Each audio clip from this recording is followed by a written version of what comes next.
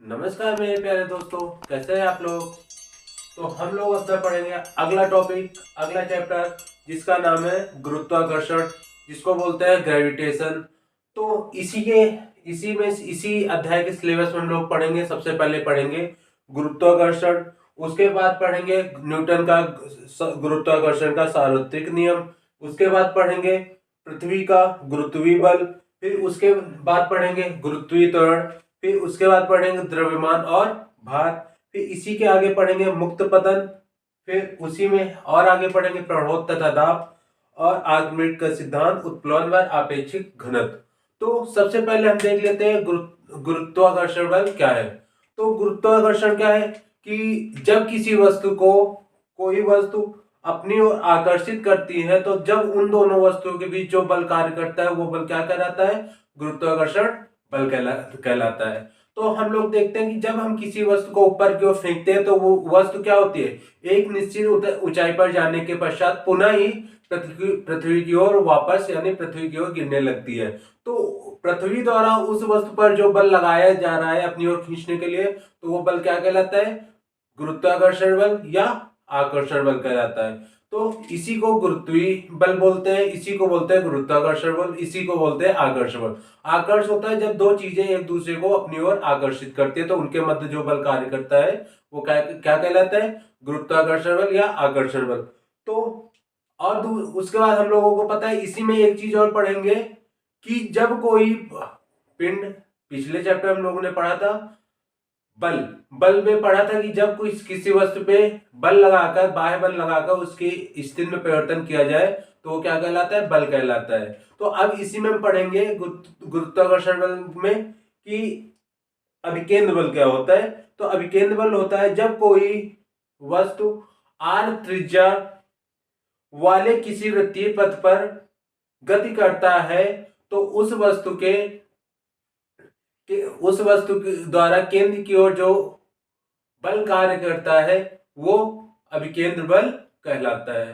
तो क्या था कि जब कोई वस्तु r त्रिज्या वाले वृत्तीय पथ पर गति करता है, तो उस वस्तु द्वारा केंद्र की ओर जो बल कार्य करता है वो क्या कहलाता है, अभिकेंद्र बल कहलाता है। ठीक, यहाँ पे आप लोग देख पा रहे होंगे कि अभिकेंद्र बल की परिभाषा क्या है। तो उसी के आगे सीरीज में है अपकेंद्र बल क्या होता है। तो अभिकेंद्र होता है केंद्र की ओर, अप होता है केंद्र, अपकेंद्र होता है, अप माने बाहर, केंद्र माने केंद्र से बाहर, मतलब ऐसा बल जो किसी वस्तु के वृत्तीय गति के केंद्र के बाहर की ओर कार्यरत हो वो क्या कहता है, अपकेंद्र बल कहलाता है। तो जब कोई वस्तु पिंड वृत्ताकार पथ पर गति करता है, तो उस पिंड द्वारा केंद्र के विपरीत दिशा में जो छद्म बल कार्य करता है वो बल क्या कहलाता है, अपकेंद्र बल कहलाता है। तो अब देखते हैं गुरुत्वाकर्षण बल क्या है। तो यहाँ पर आप लोग देख पा रहे हो गुरुत्वाकर्षण बल क्या है। तो गुरुत्वाकर्षण बल है कि जब किसी वस्तु को हम ऊंचाई पर उछालते हैं तो वो एक निश्चित दूरी के बाद वो क्या होती है, नीचे की ओर आने लगती है, पृथ्वी की ओर गिरने लगती है। तो पृथ्वी द्वारा उस वस्तु पर जो बल कार्य कर रहा है वो बल क्या कहलाता है, आकर्षण बल या गुरुत्वाकर्षण बल कहलाता है। तो इस गुरुत्वाकर्षण बल को सर्वप्रथम किसने बताया था, इस बल को बताया था न्यूटन ने। तो न्यूटन ने कहा था कि यदि कोई वस्तु एक निश्चित ऊंचाई पर जाने के पश्चात पुनः पृथ्वी की ओर आकर्षित या पृथ्वी की ओर गिरने लगे, तो उस वस्तु पर जो बल कार्य करेगा वो क्या होगा, गुरुत्वाकर्षण बल या आकर्षण बल होगा। ठीक, तो न्यूटन ने इसको बताया था सन 1686 में। तो इन्होंने ये बताया कि कण का प्रत्येक कण का दूसरे कण पर जो बल अपनी ओर आकर्षण करने में बल लगता है वो क्या कहलाता है, गुरुत्वाकर्षण बल कहलाता है। तो इन्होंने जो परिभाषा इन्होंने अच्छी दी है वो यही था कि प्रत्येक कण का दूसरे कण पर जो आकर्षण बल प्रत्यारोपित होता है वो क्या कहलाता है, गुरुत्वाकर्षण बल कहलाता है। ठीक, अब देख लेते हैं गुरुत्वाकर्षण ने न्यूटन ने गुरुत्वाकर्षण का सार्वत्रिक नियम क्या दिया। तो न्यूटन ने ये बताया है कि ब्रह्मांड में, तो न्यूटन ने क्या बताया कि ब्रह्मांड में स्थित किन्हीं दो पिंडों के बीच, मान लेते कोई पिंड है, पहले मानक पिंड m1 व m2 है। जो क्या दूरी है, इनकी दूरी क्या है, r है। तो हम बना लेते हैं, यहाँ मान लेते हैं ये पिंड है m1 और ये पिंड है m2। इनके बीच की दूरी क्या है, ये है r। इनके बीच जो बल कार्य करेगा वो क्या होगा, गुरुत्वाकर्षण बल कार्य करेगा। तो मान लेते हैं F G F m1 m2 बटे r स्क्वायर। तो न्यूटन ने बताया कि दो पिंडों के बीच कार्य करने वाला आकर्षण बल उन पिंडों के गुणनफल के अनुक्रमानुपाती तथा उनकी बीच की दूरी के वर्ग के व्युत्क्रमानुपाती होता है। तो यहां से निकल के आ जाएगा F बराबर कैपिटल G m1 m2 बटे r स्क्वायर, जहां कैपिटल G क्या होता है, सार्वत्रिक नियतांक हो जाता है। F बराबर हो जाता है, ये बन गया G m1 m2 बटे r स्क्वायर को मान लेते, इसको दूरी है तो दूरी को d से डिनोट करते हैं। तो आ जाते हैं, इसका मात्रक, जो मात्रक आता है गुरुत्वाकर्षण का मात्रक क्या होता है, न्यूटन किलोग्राम प्रति मीटर स्क्वायर। इसका मात्रक क्या होता है, एक मिनट देख लेते हैं।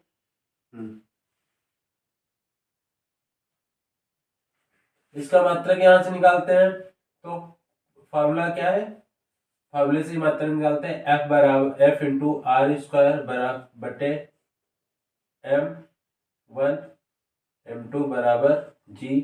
तो इसका मात्रक निकल आएगा, F का मात्रक न्यूटन और R का मात्रक आर्क दूरी है, तो ये हो जाएगा मीटर स्क्वायर। एक द्रव्यमान का मात्रक को किलोग्राम, एक दो है तो किलोग्राम स्क्वायर। तो इसका मात्रक बन गया है न्यूटन मीटर स्क्वायर प्रति किलोग्राम स्क्वायर। तो ये क्या हो जाता है, इसका मात्रक होता है, जो आप लोग बोर्ड में देख पा रहे होंगे। ठीक, तो अब आ जाते हैं, इसकी परिभाषा अगर बना देते हैं, और अगर बना दे, माना अगर हम मान लें, माना जो m1 बराबर m2 बराबर 1 है, ठीक, और जो r है वो भी बराबर 1 है, तो F बराबर क्या था, G m1 m2 बटे r स्क्वायर। तो F बराबर क्या हो जाएगा, G 1 इंटू 1 बटे 1 का स्क्वायर। तो F बराबर क्या आ जाएगा, F बराबर आ जाएगा गुरुत्वाकर्षण नियतांक। तो अब नीचे परिभाषा आप लोग देख पा रहे होंगे, यहाँ पे आप लोग यहाँ परिभाषा देख पा रहे होंगे कि गुरुत्वाकर्षण नियतांक परिमाण में उस आकर्षण बल के बराबर है जो एक दूसरे में एकांक दूरी पर स्थित एकांक द्रव्यमान वाले दो पिंडों के बीच कार्य करता है। तो गुरुत्वाकर्षण बल क्या है, गुरुत्वाकर्षण वह बल है, गुरुत्वाकर्षण नियतांक परिमाण में उस आकर्षण बल के बराबर है जो एक दूसरे से एकांक दूरी पर स्थित एकांक द्रव्यमान वाले दो पिंडों पर कार्यरत है। ठीक, तो यहां से हो गया हमारा गुरुत्वाकर्षण का नियतांक। तो गुरुत्वाकर्षण का मान क्या होता है, जो इसका मान होता है, यहां पे देख लो, जो ये मान होता है, कैपिटल जी का मान होता है 6.67 इंटू 10⁻⁻11 न्यूटन मीटर प्रति किलोग्राम स्क्वायर, ये कैपिटल जी का मान होता है। तो यहां तक कोई प्रॉब्लम नहीं होनी चाहिए। ठीक, तो अब आ जाते हैं गुरुत्वीय त्वरण क्या है। जब कोई पिंड या वस्तु पृथ्वी के गुरुत्वीय बल के कारण स्वतंत्र रूप से गिराई जाती है तो प्रति सेकंड या 1 सेकंड में उसके वेग में जो परिवर्तन होता है वो क्या कहलाता है? गुरुत्वीय त्वरण कहलाता है। तो यहाँ आप देख पा रहे होंगे परिभाषा। गुरुत्वीय त्वरण को काय से प्रदर्शित करते हैं? गुरुत्वीय त्वरण को जो प्रदर्शित करते हैं, गुरुत्वीय त्वरण को प्रदर्शित करते हैं जी से। इसका मात्रक होता है मीटर प्रति सेकंड स्क्वायर। इसका मान होता है 9.8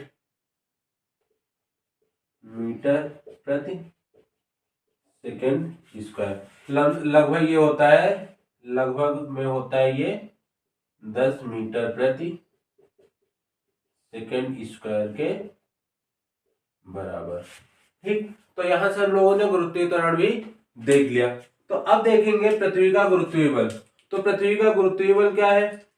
तो पहले देखते हैं जो न्यूटन ने गुरुत्वाकर्षण के सार्वत्रिक नियम दिया है उनके महत्व क्या है। तो पहला महत्व है कि जो ये है, पहला महत्व है ये पृथ्वी को बांधे रखता है।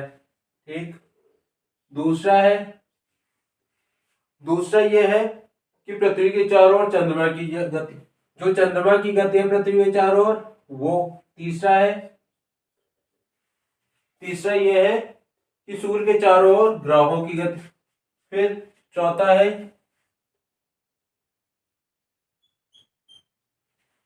जो है वो है चंद्रमा तथा सूर्य के कारण समुद्र में ज्वार भाटा का उठना। तो पहला है पृथ्वी सारे पिंडों को बांधे रखता है। दूसरा है पृथ्वी के चारों ओर चंद्रमा की गति। दूसरा है सूर्य के चारों ओर ग्रहों की गति।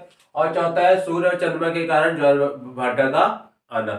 ठीक, अब हम अगला टॉपिक पढ़ेंगे पृथ्वी का गुरुत्वीय बल। तो पृथ्वी का गुरुत्वीय बल क्या होता है? पृथ्वी का नियमानुसार गुरुत्वाकर्षण बल वह आकर्षण बल है जो किन्हीं दो वस्तुओं के बीच कार्य करता है।